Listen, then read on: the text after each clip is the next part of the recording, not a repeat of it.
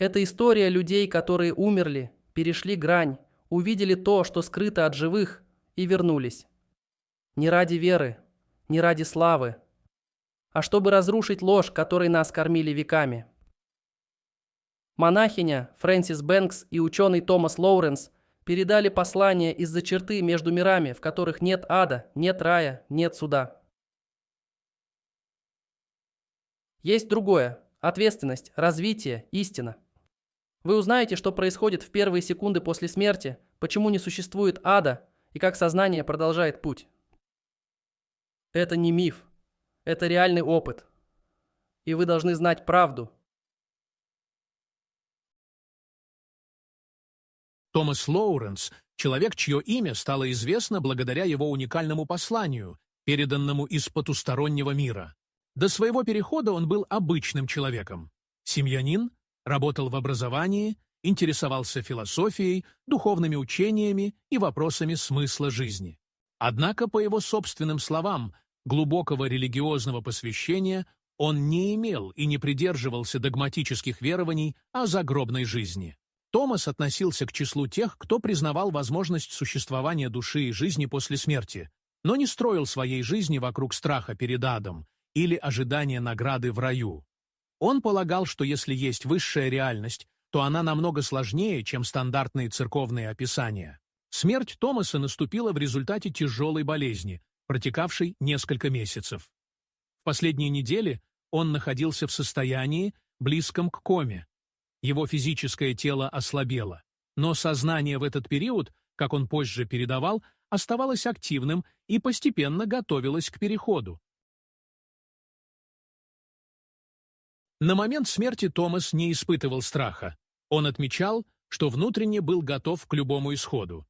Но, как позже выяснилось, ничто из земных ожиданий не могло подготовить его к тому, что он увидел. Особенностью истории Томаса Лоуренса является то, что его послание передавалось через медиумические сеансы, достоверно зафиксированные в исследованиях спиритуалистских кругов середины XX века. Через определенных медиумов Томас смог донести до живых то, что сам пережил после ухода из жизни. Его сообщения отличались тем, что не содержали религиозной риторики или попыток навязывания идеологии. Они были ясными, логичными, последовательными. В каждом его слове ощущалась цель – разрушить ложные страхи и дать настоящее знание о природе бытия. Томас Лоуренс подчеркивал, что не стремится создать новую религию или философию. Его единственная задача – передать правду о загробном мире так, как он ее увидел, без прикрас и мифов. Почему послание Томаса вызывает такое внимание? Во-первых, оно не противоречит основным духовным законам, признаваемым в разных культурах, но при этом радикально разрушает страхи о вечном проклятии и физических муках после смерти. Во-вторых, оно согласуется с опытом других честных свидетелей перехода, но дополняет их уникальными подробностями о процессе осознания, обучении и дальнейшей эволюции души. В-третьих, сама форма его передачи, строгая, без фанатизма, без обещаний рая для всех, придает его словам серьезность и достоверность. Описывая свою смерть, Томас передавал, что сам переход был неожиданно мягким. Он не ощутил резкого обрыва жизни, а скорее медленное отделение сознания от тела. Его первыми ощущениями были свобода, легкость, отсутствие боли и странное чувство расширения за пределы обычного восприятия. Он подчеркивал, что шок испытал не от самой смерти, а от увиденной реальности после нее. Все, во что он верил, оказалось не вполне точным. Все, чего он опасался, вечные кары, адские муки, демонские силы, оказалось вымышленным человеческими страхами. По свидетельству Томаса, многие души пребывают в сильном замешательстве после смерти, ожидая или наказания, или встречи с мифологическими персонажами, которых не существует в реальной структуре тонких миров. Главная мысль, которую Томас Лоуренс пытался донести – жизнь продолжается, но не так, как мы привыкли думать. Загробный мир не основан на страхе, возмездии или автоматическом вознаграждении. Это живой процесс, где каждый сам создает свою реальность, исходя из того, что носит внутри. По словам Томаса, подготовка к смерти — это не заучивание молитв или следование внешним обрядам, а глубокое внутреннее очищение, честность с самим собой, развитие любви, сострадания, искреннего стремления к росту. Свое послание он начал со слов: «Я не имею права молчать. То, что я увидел, касается каждого живого человека. Я должен рассказать всю правду». Он подчеркивал, что, находясь уже по другую сторону, чувствует особую ответственность перед живыми. По его мнению, незнание реальной структуры бытия приводит к ужасным заблуждениям, страхам и страданиям не только после смерти, но и при жизни. Таким образом, история Томаса Лоуренса начинается как история обычного человека, который не был святым, пророком или религиозным фанатиком. Его сила в честности, в отсутствии предвзятых ожиданий и в смелости говорить о том, что большинство боится озвучить.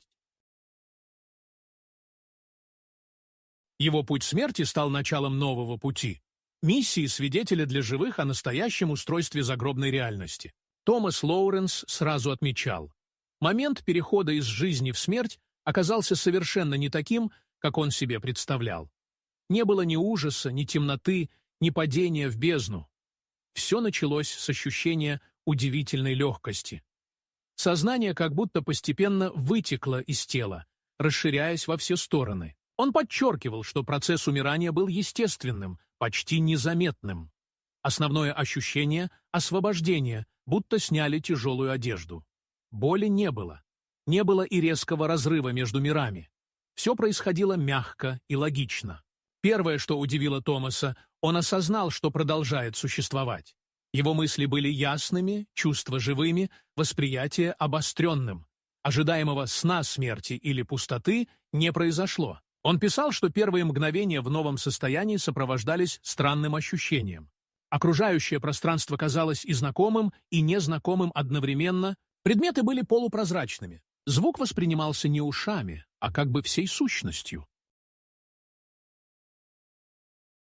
Томас понимал, что умер, но вместе с этим не чувствовал трагедии или страха. Напротив, его переполняло удивление и даже восхищение новым состоянием. Отсутствие классических символов смерти — одним из первых шоков для Томаса стало отсутствие тех картин, которые ему внушали при жизни. Ни ангелов с трубами, ни строгого судьи на троне, ни золотых улиц рая, ни пламени ада. Был только необычный свет, теплый, мягкий, живой. Этот свет не ослеплял, не жег, но словно пронизывал все вокруг, раскрывая истинную суть вещей. Томас подчеркивал, что реальность после смерти не похожа на человеческие мифы. Она глубже, тоньше и сложнее. Переживание себя. Томас отмечал важнейший момент. После смерти человек остается самим собой. Нет мгновенного превращения в ангела или святого. Все черты личности, характер, убеждения продолжают существовать. Его мысли и эмоции не прекратились. Наоборот, все стало ярче. Каждая мысль имела ощутимый вес. Ощущения усилились. Чувства любви, сострадания, благодарности стали почти физически ощутимыми. Ощущение правды. Томас писал, что вскоре после перехода начался процесс внутреннего осознания истины о себе. Не было внешнего судьи. Вместо этого перед ним, как на экране, начали разворачиваться сцены его жизни. Причем он переживал их заново, ощущая все последствия своих поступков для других людей. Радость, которую он приносил, наполняла его светом, боль, которую он причинял, отдавалась в его собственном существе. Этот опыт был не карающим, а очищающим. Томас подчеркивал, что истинный суд происходит в сердце самого человека. И он неизбежен, потому что в свете потустороннего мира невозможно спрятаться от себя. Встреча с наставниками. На одном из этапов Томас ощутил присутствие других существ. Он описывал их как наставников или проводников, но без земных образов ангелов. Они были скорее сгустками света, наполненными любовью, терпением и пониманием. Наставники не осуждали его. Они не давали приказов. Их задача была создать условия для осознания, поддержать и помочь адаптироваться. Томас писал, что их присутствие напоминало теплую волну заботы, без навязывания, без принуждения. Среда существования. Первые шаги в новом мире сопровождались удивлением от самой среды. Пространство было пластичным, мысли влияли на восприятие реальности. Позитивные чувства создавали вокруг красоту, легкость, свет. Страхи, сожаление, гнев порождали тени, искажение, тяжесть. Этот принцип, по словам Томаса, шокировал многих новых пришедших душ. Те, кто ожидал ада, начинали создавать вокруг себя пугающие пространства своими собственными страхами. Шок от разрушения религиозных стереотипов Томас ясно давал понять, все, что он испытал, опровергло стандартные образы рая и ада. Он был потрясен тем, как сильно земные религиозные догмы искажают реальность. Не было наказания от Бога, не было распределения душ по строгим категориям. Все определялось внутренним состоянием человека. Любовь в сердце вела в сферы света. Страх, гнев, зависть тянули душу в тяжелые области. Эмоциональный эффект. Томас признавал, что пережил мощный эмоциональный шок. От разрушения старых убеждений, от величия новой реальности, от ощущения безграничной ответственности за собственную судьбу. Он писал, что в первые моменты перехода многие души испытывают смесь радости, облегчения, страха и замешательства. Особенно тяжело тем, кто жил в страхе перед адом или надеялся на автоматическое спасение через внешние обряды. Их ожидания не сбываются, и требуется время, чтобы перестроить сознание. Первые уроки после смерти Томас быстро понял несколько ключевых истин. Загробная жизнь не дарится за веру, а строится внутренним содержанием души. Нет внешнего бога-судьи. Суд происходит внутри каждого. Загробный мир — это продолжение развития, а не окончательная награда или наказание. Он описывал, что уже в первые дни своего существования по ту сторону начал учиться новым законам реальности, узнавать, как строится пространство, как мысли влияют на окружение, как работает энергия любви. Первое впечатление Томаса Лоуренса после смерти было смесью шока, восхищения и благоговения. Он осознал, смерть не конец, а рождение в новую форму жизни. Реальность после смерти требует внутренней честности. Страх ада – ложная концепция. Истинная жизнь начинается за пределами физического тела. По свидетельству Томаса Лоуренса, загробный мир – это не статичное место награды или наказания. Это динамическое пространство развития сознания, построенное на законах энергии, вибраций и внутреннего состояния души. Первое и главное откровение Томаса. Загробный мир устроен в соответствии с тем, что человек носит внутри себя. Нет внешних сил, распределяющих души по категориям. Душа сама притягивается к тому уровню реальности, который соответствует ее вибрациям. Многоуровневая структура бытия. Томас описывал, что загробное пространство состоит из многочисленных сфер или уровней. Каждый уровень отличается плотностью энергии, степенью света и внутренними возможностями обитателей. Низшие слои – области, где преобладает тяжелая, темная энергия. Здесь оказываются души, погруженные в страх, гнев, вину, жадность и другие разрушительные состояния. Эти миры создаются самими душами через их мышление и чувства. Промежуточные сферы – пространство обучения, очищения и служения. Именно сюда попадает большинство душ после осознания своих ошибок и начала внутренней работы.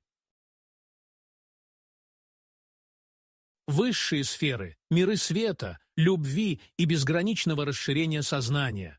Здесь существуют существа, достигшие высокого уровня духовной зрелости и гармонии. Принцип подобия – одним из главных законов загробного мира является принцип подобия. Душа оказывается в той среде, которая отражает ее внутренний мир. Нет ни случайности, ни внешнего судьи, отправляющего души в ад или рай. Души, исполненные любви, благодарности и открытости, естественно, поднимаются в светлые уровни. Те, кто погружены в страх, ненависть или эгоизм, остаются в тяжелых слоях до тех пор, пока не начнут менять свое внутреннее состояние. Роль мыслей и эмоций. Томас подчеркивал, мысль – основная созидательная сила в загробном мире. То, о чем душа думает и что чувствует, немедленно отражается в ее окружении. Позитивные мысли создают светлые пространства, наполненные красотой и гармонией. Негативные мысли формируют серые, холодные, деформированные реальности. Именно поэтому многие души после смерти сталкиваются с результатами своих собственных страхов и заблуждений, принимая их за ад, хотя на самом деле их мучения – проекции их внутреннего состояния. Временные характеристики. Томас описывал, что время в загробном мире ощущается иначе. Оно нелинейно и воспринимается скорее как поток состояний. Прошлое, настоящее и будущее здесь существуют одновременно. Душа может мгновенно возвращаться к событиям своей жизни, осмысливать их, учиться на них, исправлять внутренние искажения. Образ жизни душ в большинстве сфер души продолжают активную жизнь, обучаются законам мироздания, помогают другим душам, восстанавливают поврежденные аспекты своей личности, готовятся к возможным новым воплощениям. Нет ощущения вечного отдыха. Напротив, существует постоянное стремление к росту, расширению сознания и служению другим. Отсутствие страха и наказания. Томас акцентировал внимание на том, что нет ада как места вечного наказания. Адское состояние возникает у душ временно и является следствием их собственных страхов, вины, негативных установок. Когда душа освобождается от этих состояний через осознание, раскаяние и любовь, она автоматически переходит в более светлые слои бытия. Нет приговора навечно. Есть бесконечная возможность развития и исправления. Влияние наставников? Томас рассказывал, что на многих уровнях существуют высокоразвитые существа, наставники и проводники. Они помогают душам разобраться в происходящем, осознать свои ошибки, научиться создавать свет и любовь. Наставники не судят и не принуждают. Их роль – мягкое сопровождение, предоставление информации и создание условий для роста. Особенности взаимодействия душ. Коммуникация в загробном мире происходит телепатически. Души обмениваются мыслями, образами, чувствами без слов.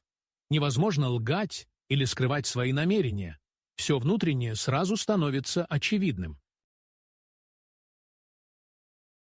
Это приводит к полной честности и прозрачности взаимоотношений между существами. Индивидуальные пути развития. Каждая душа идет своим уникальным путем. Кто-то быстро осознает свои ошибки и поднимается вверх.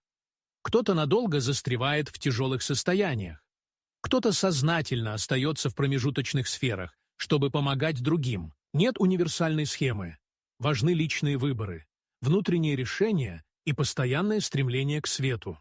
Возможность новых воплощений. Томас утверждал, что для многих душ путь включает новые воплощения в физических мирах, чтобы пройти недоосвоенные уроки. Реинкарнация – не наказание, а возможность исправить ошибки, развить любовь, укрепить внутренний свет. Итог? Загробный мир, по описанию Томаса Лоуренса, это не место вознаграждения или кары, а многоуровневая система духовной эволюции, где каждый создает свою реальность через мысли, чувства и внутреннее развитие.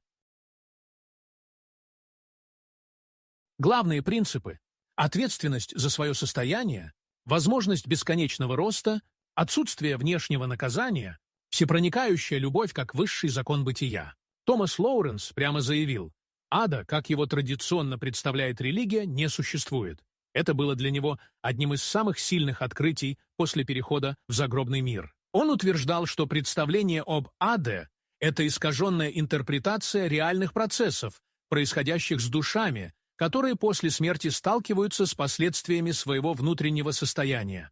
Почему ада нет? По словам Томаса, после смерти нет места вечного физического страдания, устроенного кем-то свыше. Нет сущностей, чья задача – мучить души. Все, что ощущает душа после смерти, это результат ее собственного внутреннего содержания. Души, наполненные страхами, виной, ненавистью, действительно могут попасть в тяжелые пространства. Но эти пространства создаются не Богом и не какими-то дьявольскими силами, а самой душой через ее неочищенные мысли и чувства. Эти состояния похожи на временные ловушки сознания. Душа не приговорена к страданию навечно. В любой момент она может начать менять свое состояние, обратившись к свету, любви, прощению.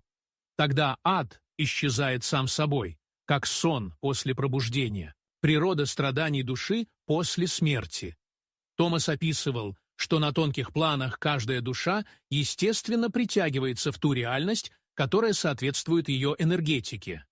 Души, жившие в страхе, создают вокруг себя темные, гнетущие пространства.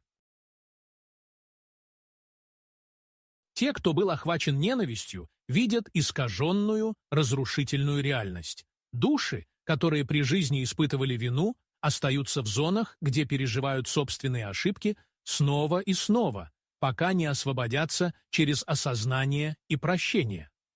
Таким образом, ад — это не место, а внутреннее состояние души, отраженное наружу.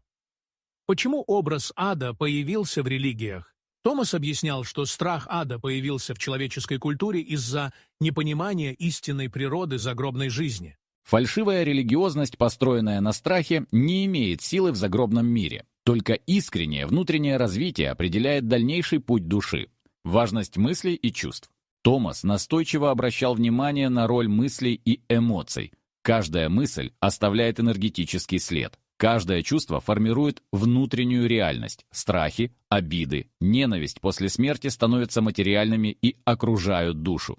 Поэтому работа над чистотой мыслей, развитием любви, прощения и благодарности жизненно необходима уже здесь, на Земле.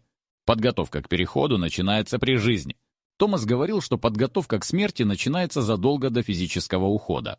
Она выражается в стремлении к честности осознанной жизни, понимании своих ошибок и желании исправляться, умелом управлении своим внутренним состоянием. Никакая поздняя исповедь или ритуал в последние минуты жизни не заменят реальной духовной работы, проделанной на протяжении всей жизни. Страх перед смертью вреден. Страх смерти, по словам Томаса, является одним из главных препятствий для нормального перехода. Страх закрывает душу от света, усиливает привязанность к материальному миру, тянет душу в тяжелые области сознания после ухода. Понимание истинной природы смерти освобождает от страха и помогает пройти переход легко и спокойно. Любовь – главный закон бытия. Самым важным качеством, которое душа должна развивать, является любовь, безусловная любовь к другим существам, сострадание к слабым, прощение обид, стремление к гармонии. Любовь – это энергия, которая поднимает душу в высшие сферы. Без любви невозможно приблизиться к свету. Ошибочные земные ценности – Томас предостерегал. Многие земные ценности, такие как стремление к богатству, статусу, власти, внешнему успеху, не имеют никакой реальной ценности в загробном мире. То, что важно здесь, там теряет всякий смысл. Остается только качество внутреннего мира человека. Прощение, путь освобождения. Особое место в послании Томаса занимает процесс прощения. Прощение других за нанесенные обиды, прощение самого себя за ошибки. Без прощения душа остается привязанной к тяжелым состояниям, которые тормозят ее развитие. Томас подчеркивал, прощение – не акт слабости, а проявление высшей силы духа. Осознанная жизнь. Томас призывал к осознанной жизни, быть внимательным к своим мыслям и поступкам, постоянно стремиться к внутреннему росту, жить не ради страхов и ожиданий награды, а ради любви и истины. Жизнь – это школа. Каждый день – возможность стать лучше, светлее, чище.